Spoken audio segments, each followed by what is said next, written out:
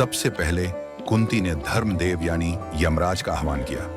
यमराज प्रकट हुए और बोले, तुम्हें ऐसा पुत्र मिलेगा जो सत्य और धर्म का प्रतीक होगा। और जन्म हुआ युधिष्ठिर का। वह पांडवों में सबसे बड़े थे और अपने सत्य प्रिय स्वभाव के कारण धर्मराज कहलाए। इसके बाद पांडु ने कुंती से कहा, अब तुम वायुदेव का आह्वान करो।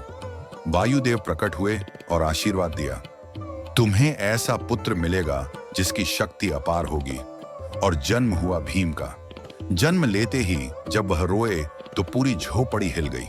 उनकी ताकत इतनी थी कि बचपन में ही वह शेर और हाथी को हरा सकते थे। भीम आगे चलकर पांडवों की ढाल और शक्ति बने। इसके बाद कुंती ने देवताओं के राजा इंद्र का आह्वान किया। इंद्र ने आशीर्वाद दिया, तुम्हें ऐसा पुत्र मिलेगा जो युद्ध कला में अद्वितीय होगा। और जन्म हुआ अर्जुन का। वह पांडवों में सबसे वीर धनुर्धर बने। आज भी उन्हें गांडीवधारी अर्जुन के नाम से याद किया जाता है।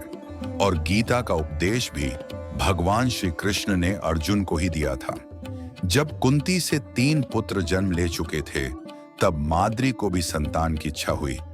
पांडु ने कुंती से अनुरोध किया कि वह अपना वरदान माद्री को सौंप दें। कुंती ने निस्वार्थ भाव से वरदान माद्री को दे दिया। माद्री ने मंत्रों द्वारा अश्विनी कुमारों का आह्वान किया, जो देवताओं के वैद्य और जुड़वां भाई थे। उनके आशीर्वाद से माद्री को जुड़वां पुत्र प्राप्त हुए, नकुल और सहदेव।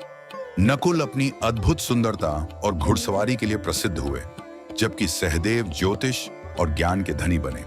इस प्रकार ये 5 भाई देवताओं के अंश थे।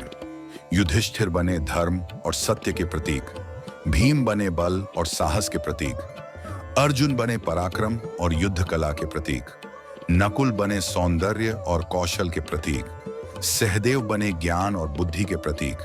ये 5 मिलकर बने पांडव, जिन्होंने आगे चलकर महाभारत की महागाथा को जन्म दिया।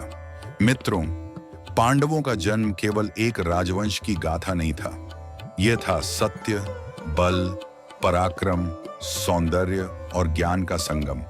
और यही संगम बना महाभारत की नींव। तो दोस्तों, आपको कैसी लगी यह कथा?